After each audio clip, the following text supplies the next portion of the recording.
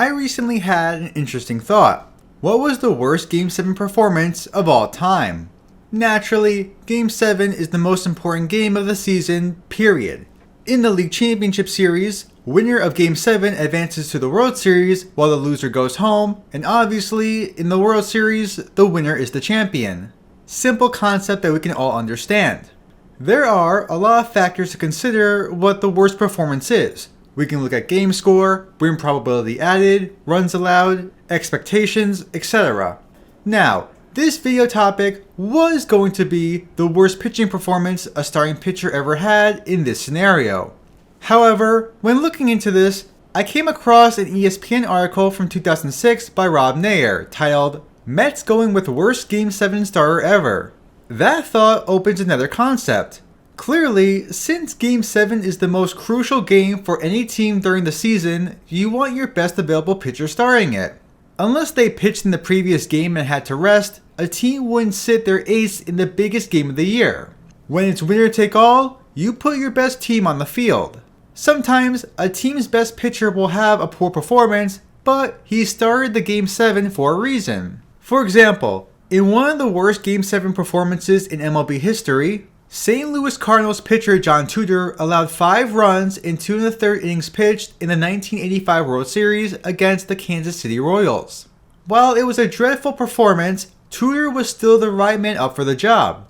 That season, he finished second in Cy Young voting, being one of the best pitchers in baseball, and he threw a complete game shutout against this very same Royals team in Game 4. So while he faltered in Game 7, Tudor was still the correct and obvious choice for the Cardinals to start, even if it didn't work out. That brings us back to the article mentioned, which you should be aware of, was published roughly 12 hours prior to when Game 7 of the National League Championship Series started. Rob Nair claimed the Mets went with the worst Game 7 starter in MLB history. I wanted to see if Nair was right and looked at every Game 7 in postseason history. Quick side note, there was a brief period of time from 1919 to 1921 where the World Series was a best of 9 rather than a best of 7. A couple of those series went 8 games, so while they technically did feature a Game 7, it was not a winner-take-all decisive game, so I'm not going to count those. At the time of the game mentioned in 2006, it was the 47th winner-take-all Game 7 in MLB history. New York sent out lefty Oliver Perez to pitch in the biggest game of the season for the Mets.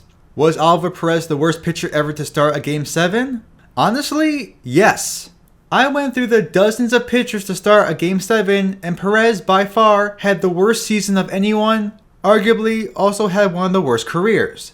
That's not to say he had a bad career, as Perez lasted 20 years in baseball. It means everyone else was just that much better, and for good reason. I even looked at all the Game 7s after 2006 to see if anyone was worse than Perez. Among the 61 Game 7s in MLB history through 2023, which would equal 122 starts, I can say with confidence Oliver Perez was the worst pitcher of that group. In 2006, Perez started 22 games and threw 112 2/3 innings. He went 3-13 while recording an ERA of 6.55, adjusted ERA of 68, a whip of 1.749, and earned negative 1.3 WAR. He split time between the Pittsburgh Pirates and New York Mets that season and was equally bad with both clubs. There were 125 pitchers in Major League Baseball in 2006 to throw at least 112 innings, and Perez has the second worst ERA, second worst adjusted ERA, the worst whip, and the 4th lowest WAR. Suffice to say, Oliver Perez was one of the worst pitchers in baseball that season. 2006 was his 5th season in the big leagues. How was his career overall entering that season? To put simply, he was very streaky. After a good rookie season in 2002, where he posted a 3.50 ERA and 107 adjusted ERA in 90 innings, Perez struggled the following season, posting an ERA near 5.5 with an adjusted ERA in the mid-70s. He regained his form in 2004, posting an amazing sub-3 ERA and 143 adjusted ERA, before posting another terrible season in 2005 with very similar stats to that of 2003. There were exactly 99 pitchers to throw at least 500 innings from 2003 to 2006, and Perez is within the bottom 15 in ERA, adjusted ERA, WHIP, and WAR. Undoubtedly, one of the worst starters over the past 4 seasons. So why was one of the worst pitchers in baseball starting the most important game of the year?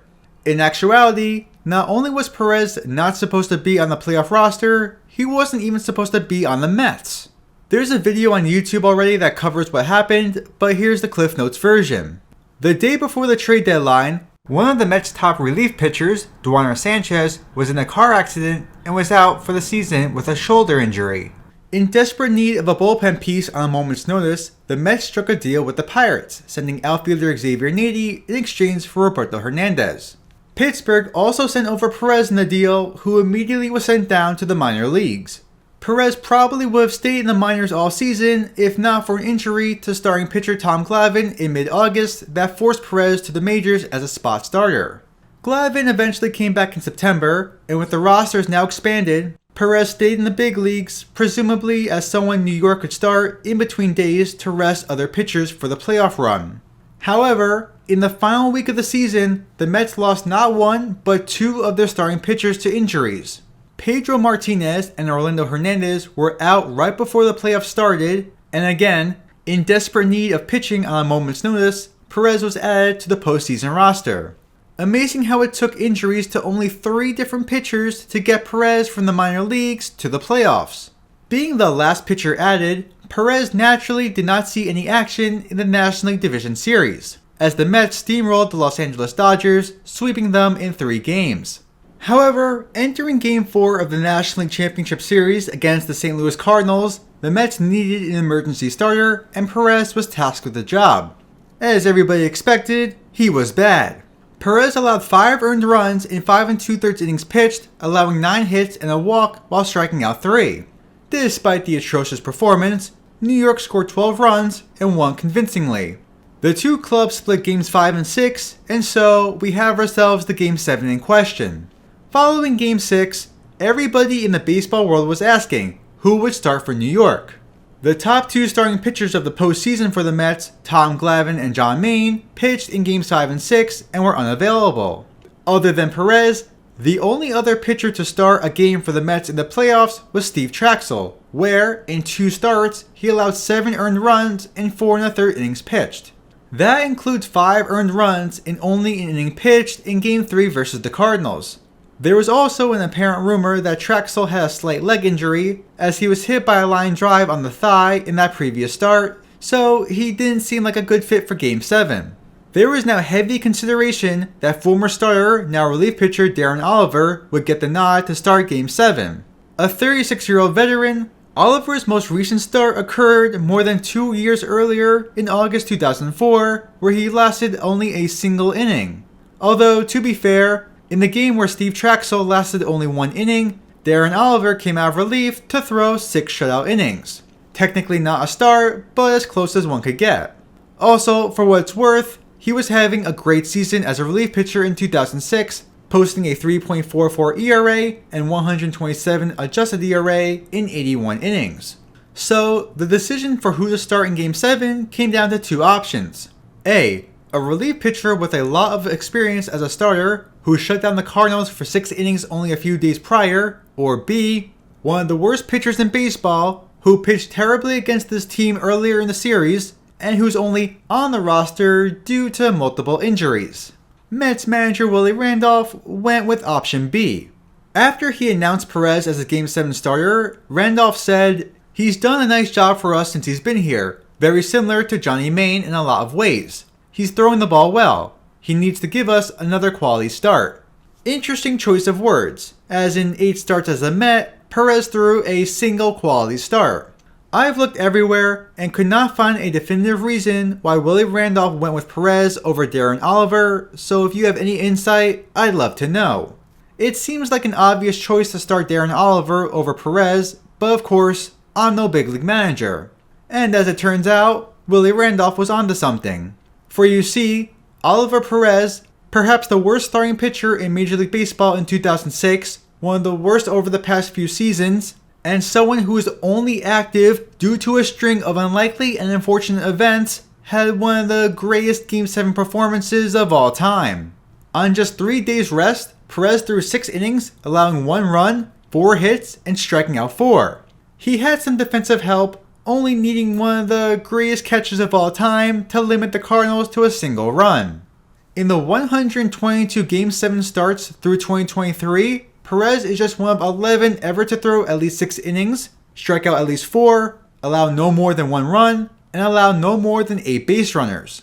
While the Mets wound up losing that game, it doesn't take away Perez's brilliance and absolute clutch start. Who would have thought a pitcher with an ERA near 7, who had no business being on the mound, would go on to have one of his best games in years on the biggest stage possible?